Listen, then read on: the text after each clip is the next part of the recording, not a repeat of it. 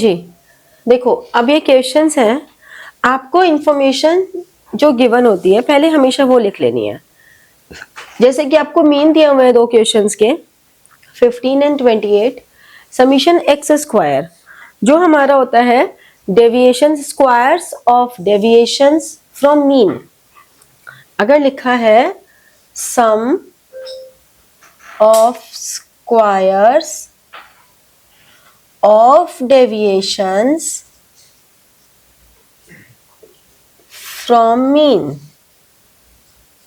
इसका मतलब क्या हुआ, क्योंकि हमारा जो स्मॉल एक्स होता है that is X minus X bar, मतलब एक्स माइनस मीन, तो ये हमारा होता है डेविएशंस फ्रॉम एक्चुअल मीन। ये हमारा है डेविएशंस फ्रॉम एक्चुअल मीन, ठीक है। फिर एक्स स्क्वायर हमारे पास क्या हुआ, square of deviations from actual mean. समझ में आ रही है कि एक स्टेप ये कि squares of deviations from actual mean, तो समीशन एक्स स्क्वायर क्या हुआ, sum of squares of deviations from actual mean.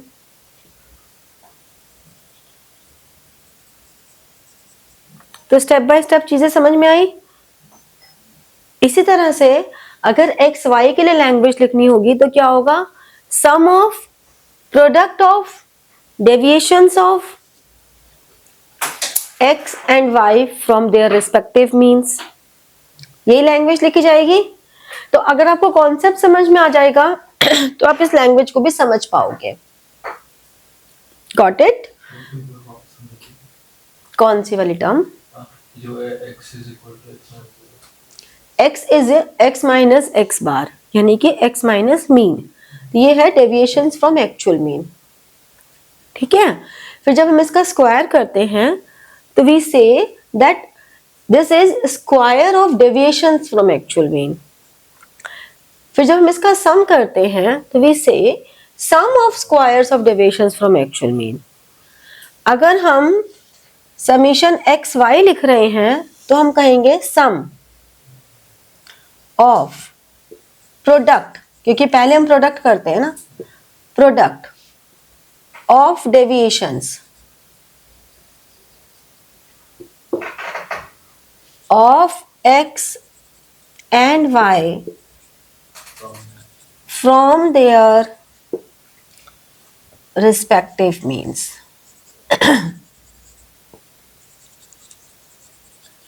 इस तरह से हम लिखेंगे, ठीक है।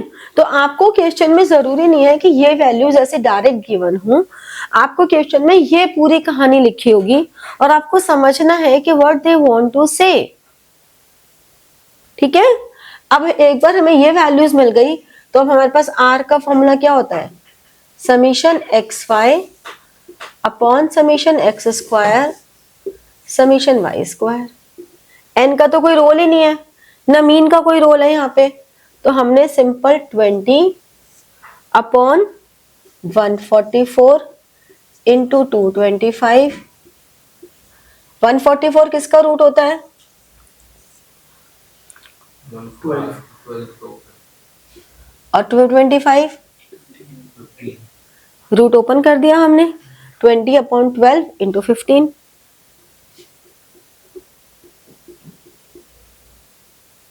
this is 1 by 9, so it would be 0.111, तो हम इसको सिंपल 0.11 भी बोल सकते हैं, 0.1 भी लिख देंगे तब भी कुछ गलत नहीं है, ठीक है।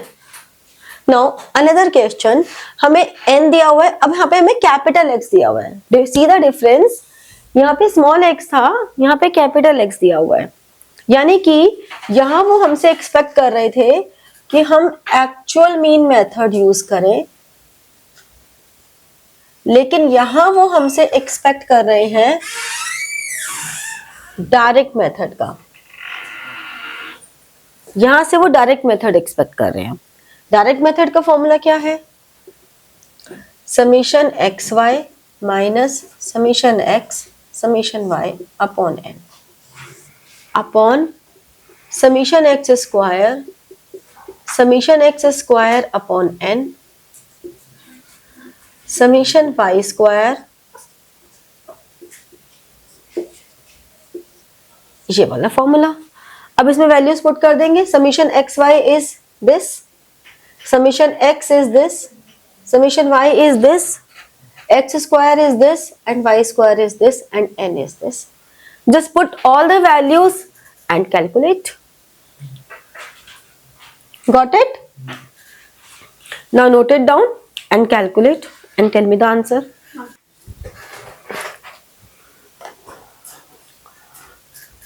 ठीक है ना? तो इस तरह जब हम इसको सॉल्व कर रहे हैं तो सॉल्व करके हमें ये वैल्यू मिल रही है।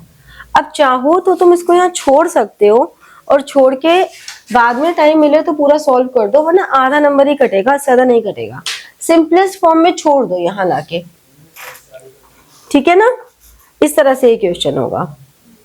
Got it?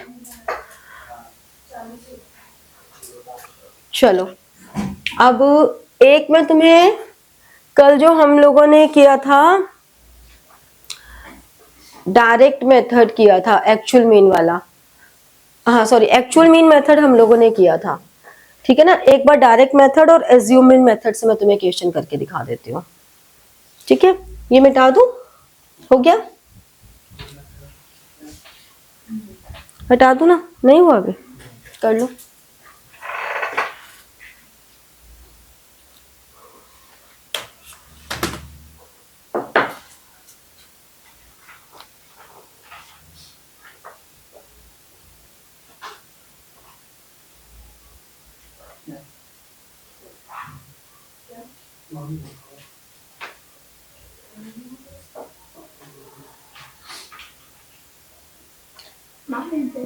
सोल्विंग आते कितने मार्क्स के आते हैं? जितनी सॉल्विंग आएगी तीनों मेथड के कितने मार्क्स तक आएगी? 6 मांगा तो कोई नहीं आएगा। आ सकता है कोरिलेशन कंबाइन होकर आएगा सर।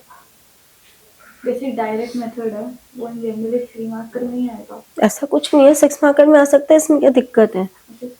हाँ इसमें क्या दिक्कत है?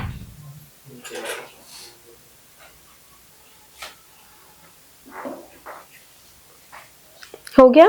करें आगे? थोड़ा सा फास्ट करो।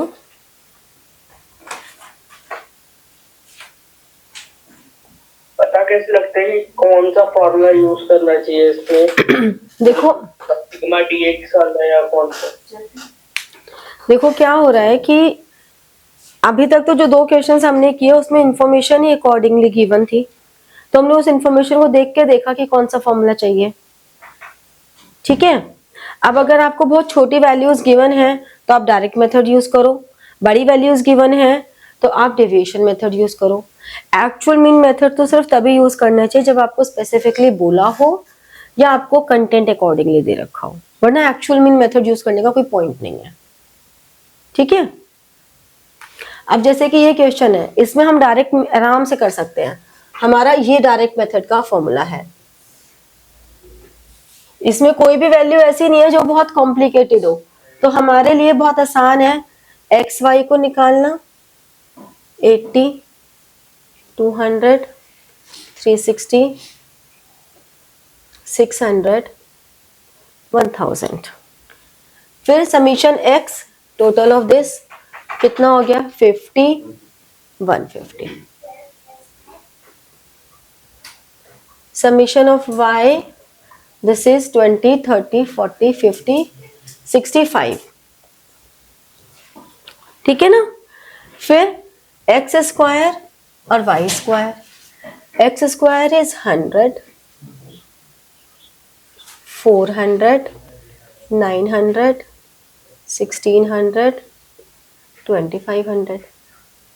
कितना टोटल बन रहा है इधर का? करो। 64, 100, 144, 225 और 400। कितना? इसका 30 तो हो ही नहीं सकता, 8 है यहाँ पे, 4, ये तो 4 ही आएगा ना। फिर 6 and 6 12 और 1 2, फिर ये आ गया हमारे पास 1005 14 25 and 2 3 5, फिर ये आ गया 13 7 9 13 2 3 5 9, ये आ गई वैल्यूज। अब इन वैल्यूज को यहाँ पे पुट करना है और आंसर निकालना है। निकालो।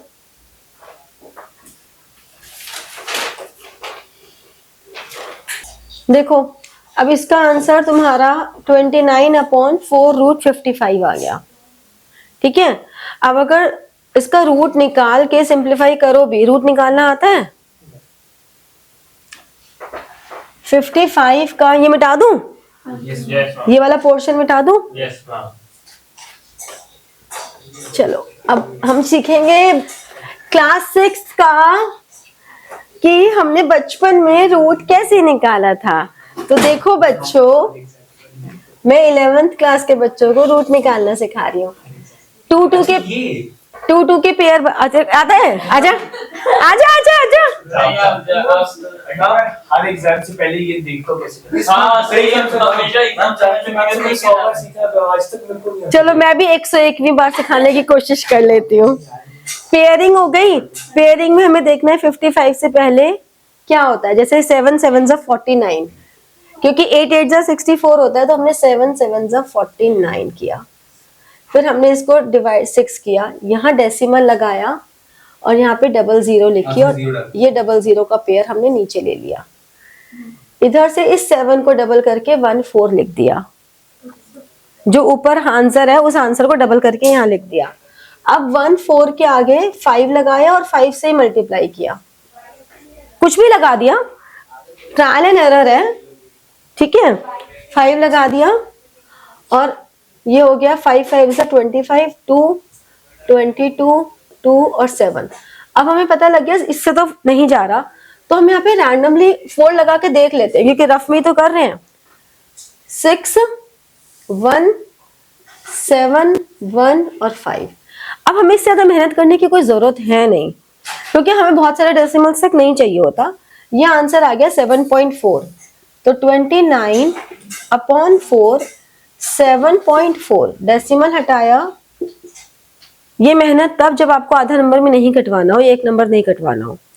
तो ये हमने फिर इसको सिंप्लीफाई कर दिया, तो ये आ गया 5 14। रूट में नहीं छोड़ सकते क्या, मतलब नहीं मैंने क्या बोला, आधा नंबर कट जाता है।